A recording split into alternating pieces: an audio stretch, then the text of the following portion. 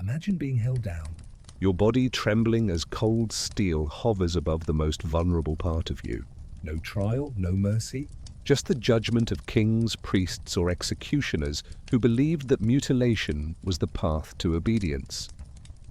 For thousands of years, men across cultures were cut, crushed, or burned, not always as criminals, but often as servants, singers, slaves, or soldiers. Some believed it was purification, Others saw it as punishment. but to the victims it was horror beyond description. How could society's perfect methods of destruction so cruel? And still call it justice? Tonight, we uncover 7 of the most savage ways castration was done in history, And it begins. with empires that built their power on silence. Powerful empires rose on the backs of the powerless. In ancient Mesopotamia, China, and Rome, castration created an entire class, the eunuchs. For rulers, these men were useful.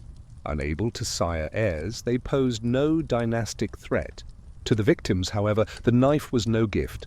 It was the end of a life they had known. The process was brutal. In China, young boys were taken to hidden chambers where everything was removed with a single slice of the blade. No anesthesia, no antiseptic, just a cloth to stifle screams. Many bled to death within hours. Those who survived carried scars, both physical and emotional, for life. Yet the eunuchs were not outcasts. Paradoxically, they often rose to power, guarding harems, advising emperors, and even commanding armies. But power came at the highest cost imaginable. Why would parents submit their sons to this? Because, in a world where advancement was scarce, castration promised survival and privilege. Some families gambled their children's futures on the knife, knowing full well the risk of death. The question lingers, was this sacrifice for ambition or desperation? And as empires spread, the cruelty of the blade evolved into something even more terrifying. Picture iron rods, glowing red from the forge. Instead of cutting, some societies turned to fire. The organs were pressed, seared, or destroyed with heated metal.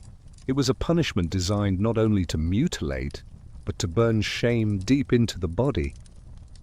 This method appeared in parts of the Byzantine world and medieval Europe. Branding and cauterization were thought to stop lust, to cleanse the flesh. But the agony was beyond imagining. Flesh charred instantly. Nerves screamed. An infection often followed. Many victims did not live long enough to recover. The fire carried symbolism too. In Christian texts, lust was linked to hellfire. Burning away desire was framed as holy purification. But what did holiness mean to the screaming child or the condemned prisoner strapped down as sparks leapt from his skin? Even when death did not claim them, the survivors were marked forever. Bodies twisted. Scars grotesque. Every glance from their community was a reminder of what had been stolen. But mutilation didn't always require heat or a blade. Some believed silence could be achieved without cutting at all, through methods that crushed men slowly, inch by inch. Imagine lying on the ground. Your limbs restrained. 2 stones are placed above and below, grinding with unrelenting force. This was not about swift mutilation. It was torture stretched over hours. Crushing was practiced in parts of the Middle East and South Asia. Executioners believed it minimized bleeding and infection. In reality, it maximized suffering. The organs were trapped, pulverized between rocks, bricks, or even wooden blocks tightened by rope. The agony was indescribable. Many victims lost consciousness, only to awaken into waves of fresh torment. Why such cruelty? Because crushing carried a spectacle. It was punishment in slow motion, ensuring victims suffered long enough to be made examples. The crowd could watch. The authorities could teach. And the screams echoed for miles. Some men survived, though survival was often worse than death. Ruined bodies, twisted flesh, lifelong humiliation. The crushing stones didn't just remove, they erased identity. But this wasn't the only way pain was prolonged. Some believed the wound itself should be treated. Instead of ending agony, they poured it deeper, with remedies that felt more like torture than healing. The cut was only the beginning. Across many cultures, castration was followed by a treatment that ensured the wound would not heal peacefully. Salt, vinegar, boiling oil. Substances poured directly onto mutilated flesh. Executioners claimed it was medicine preventing infection. In truth, it was another layer of torment. The sting of salt tore through raw wounds.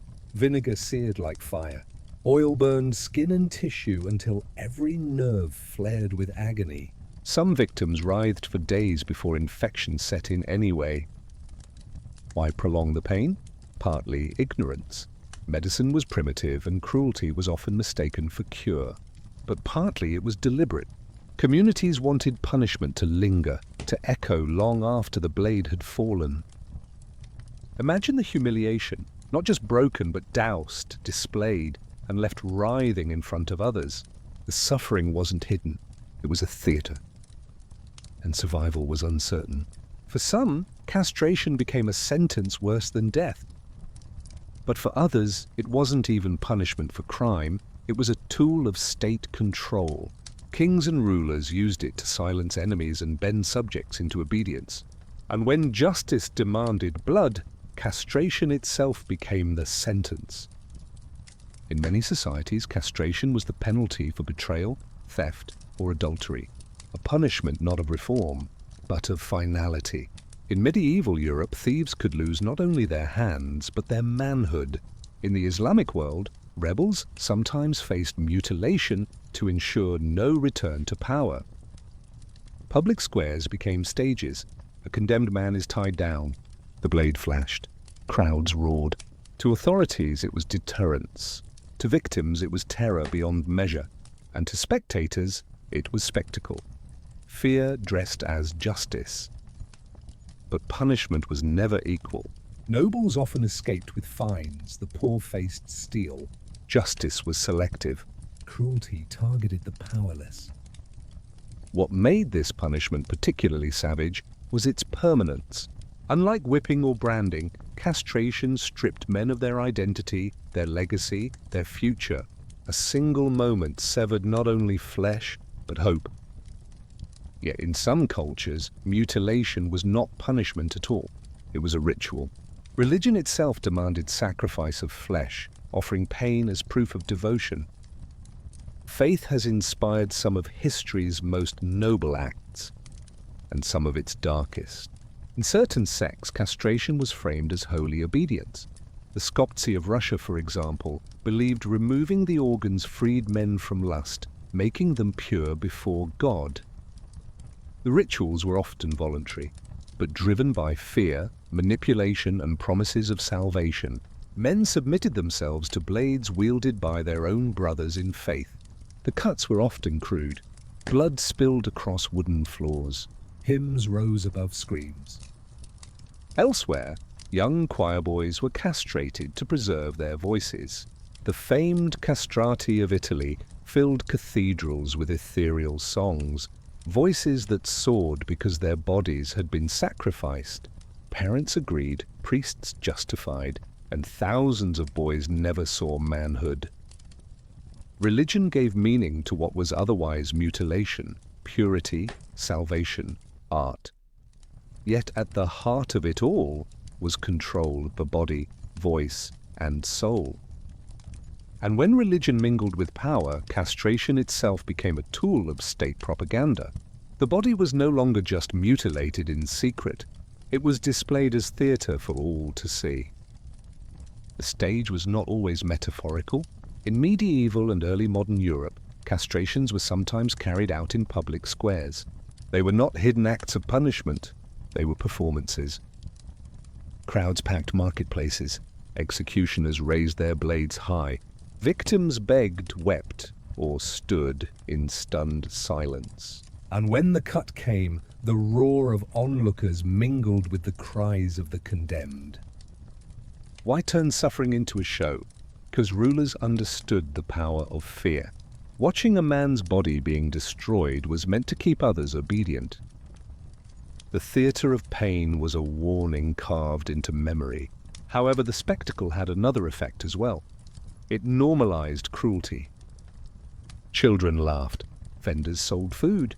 Life continued as flesh was torn apart before their eyes. And though the methods changed with time, the legacy of this theatre lingers. Public punishment shaped not only law but culture, teaching obedience through terror. The question remains, what kind of society builds entertainment from mutilation? And what do we inherit from that legacy today? History isn't just about kings and crowns. It's about the suffering endured in silence. Castration was more than mutilation. It was control, fear, and power wrapped in cruelty. Which of these methods shocked you the most? Share your thoughts in the comments.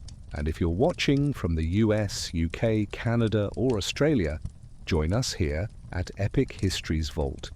Like this video, subscribe, and walk with us through the darkest corridors of the past, so we never repeat them.